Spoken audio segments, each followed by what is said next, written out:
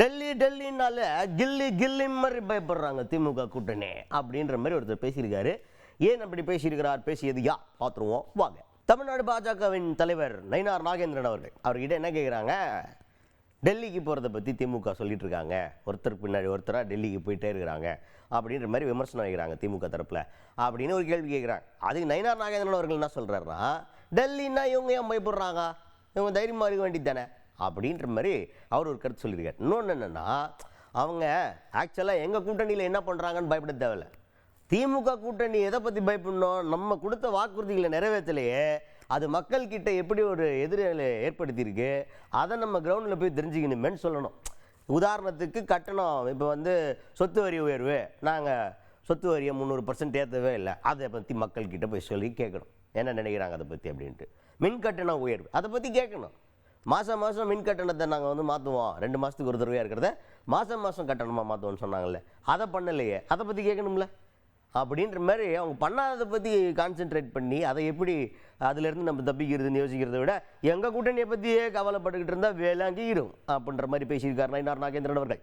முதலமைச்சருக்கு ஒரே பயம், டெல்லினாலே ஒரு நடுக்கம், டெல்லினாலே இங்கே கில்லியாக நடக்கிட்டு இருக்காரு முதலமைச்சர்.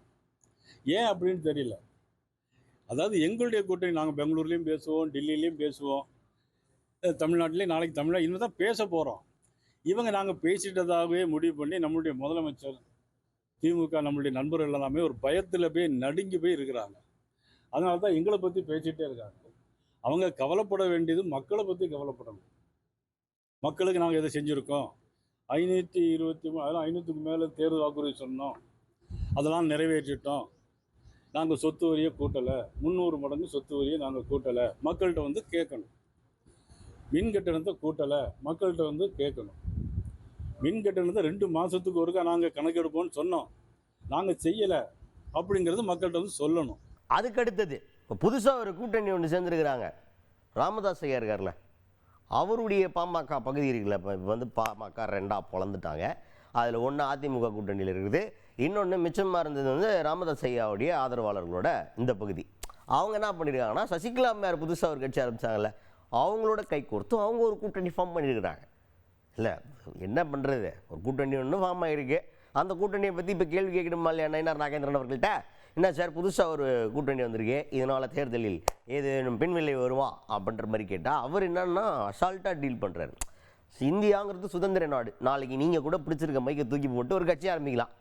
நீங்கள் எல்லாரும் ஒவ்வொரு சேனலில் இருக்கவங்களும் ஒவ்வொரு கட்சி ஆரம்பித்து எல்லாருமா சேர்ந்தீங்கன்னா ஒரு கூட்டணி, இது யார் வேணாலும் பண்ணலாமே, எல்லாத்துக்காகவும் தேர்தலில் ஏதாவது பாதிப்பு வரும்னு நினைக்க முடியுமா? அவங்க ஏதோ பண்ணுறாங்க, இதெல்லாம் நம்ம என்னத்தை சொல்கிறது அப்படின்ற மாதிரி பேசியிருக்கார் நயினார் நாகேந்திரன் அவர்கள். அதாவது இது இந்தியா சுதந்திர நாடு, நாளைக்கு நீங்களே கூட கட்சி ஆரம்பிக்கலாம். இந்த டிவி இந்த மைக்கை தூக்கி விட்டுட்டு நாளைக்கு ஒரு கட்சி ஆரம்பித்தா நீங்களும் ஒரு அணியாக சேர்ந்துடலாம். இதில் இந்த ஒரு டிவி பேர் சொல்லலை, இந்த டிவி அந்த டிவின்னு சேர்த்து கூட ஒரு கட்சி ஆரம்பித்து நாளைக்கு ஒரு பேச்சுவார்த்தை நடந்தால் 6வது கூட்டணியாக போயிடும். 5வது கூட்டணி தாக்கம் இருக்குமா? இப்போ வெயில் தாக்கம் அதிகமாக இருக்குது, அவ்வளோதான். அதுக்கடுத்தது என்ன அப்படின்னு பார்த்தீங்கன்னா, ஓ பன்னீர்செல்வம் அவர்கள் இப்போ திமுக கூட்டணியை வீழ்த்துறதுக்கு வேறு யாருமே கிடையாது, நாங்கள் ஜெயிக்கிறது கன்ஃபார்ம் அப்படின்ற மாதிரி ரொம்ப கான்ஃபிடென்ட்டாக அவர் பேசிகிட்டு இருக்கார்ல. அதை பற்றி கேள்வி கேட்டப்ப நயினார் நாகேந்திரன் அவர்கள் என்ன சொல்கிறாருன்னா, இவர் கட்சி ஏன் ஆரம்பிக்கலன்னு இப்போ தான் தெரியுது.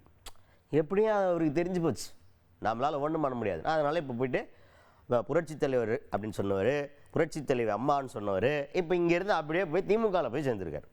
இவரெல்லாம் இந்த மாதிரி பேசுகிறதுக்கெல்லாம் அவருக்கு என்ன ரைட்ஸ் இருக்குன்றதை நீங்கள் தான் யோசிக்கணும். அவர் பேசலாமாங்கிறத பார்த்துக்குங்க அப்படின்ற மாதிரி ஒரு ரியாக்ஷன் கொடுத்துருக்கிறாரு நயினார் நாகேந்திரன் அவர்கள். எங்கள் அண்ணன் ஏன் கட்சி ஆரம்பிக்கலன்னு இப்போ தான் தெரியுது. எங்கள் அண்ணன் மேலே ரொம்ப மதிப்பு மரியாதையும் வச்சுருக்கோம். புரட்சி தலைவர் அம்மான்னு சொல்லிட்டு இப்போ ஒரு இடத்துல போய் சேர்ந்துருக்காரு. அவர் அதை சொல்கிறது சரியாக இருக்குமான்னு எனக்கு தெரியல. அதுக்கு அடுத்தது டிடிவி தினகரன் அவர்கள் சமீபத்தில் பேசும்போது ஒரு கருத்து சொல்லியிருந்தார். பீகார் மாடல் எடுத்துக்கோங்க, அந்த மாதிரி திமுக நாங்கள் தமிழ்நாட்டில் தோக்கடிக்க போகிறோம் அப்படின்ற மாதிரி ஒரு கருத்து சொல்லியிருந்தார். பீகார் மாடல் மாதிரி தமிழ்நாடு மாடல் ஒன்று ரெடி ஆகிட்டு இருக்கு அப்படின்னு. அப்போ நம்ம எப்படி ரிலேட் பண்ணுவோம், பீகாரில் எப்படி நிதிஷ்குமார் அவர்களை கிளம்பு நாடாளுமன்றத்துக்கு போங்க அப்படின்ற மாதிரி அவர் அனுப்பிவிட்டு சிஎம் போஸ்ட்டை இவங்க எடுத்துக்கிட்டாங்களே, அந்த மாதிரி ஒரு வேளை எடப்பாடி பழனிசாமிக்கும் டாட்டா பாய் காட்டிடுவாங்களோ பாஜக அப்படின்ற மாதிரி நமக்கு ஒரு தோணும். அவங்க பீகார் மாடல்னு சொல்லல நம்ம மண்டிக்குள்ளே தானே உரைக்குது. அந்த மாதிரியான்னு கேட்டால் இல்லை அப்படி கிடையாது, ஆட்சியை மட்டும்தான் நான் சொன்னேன் அப்படின்ற மாதிரி அவர் சொல்லியிருந்தார். இப்போ இந்த பீகார் மாடல் எடுத்துக்காட்டாக சொல்கிறாரு, இதை நீங்கள் எப்படி பார்க்குறீங்க அப்படின்னு நயினார் நாகேந்திரன் அவர்கள்ட்ட சொன்னால், நயினார் நாகேந்திரன் அவர்கள் என்ன சொல்கிறாருன்னா, ஏன் பீகாருக்கெல்லாம் போறீங்க, தமிழ்நாட்டு எலெக்ஷனை முடிவு பண்ணோமே அப்படின்னு சொல்லி டிடிவி தினகரன் சொல்லிய கருத்தை அவர் புறக்கணித்திருக்காரு. அதை பற்றிலாம் பேசாதீங்க அப்படின்ற மாதிரி ஒரு புறக்கணிப்பை முன்வைத்திருக்கிறார் நயினார் நாகேந்திரன் அவர்கள். நீங்கள் ஏன் பீகாருக்குலாம் போகிறாங்க? தமிழ்நாட்டுக்குள்ளே இருப்போம், முதல்ல தமிழ்நாட்டு தேர்தல் முடிப்போம், அது பிறகு பீகாருக்கு போகலாம்.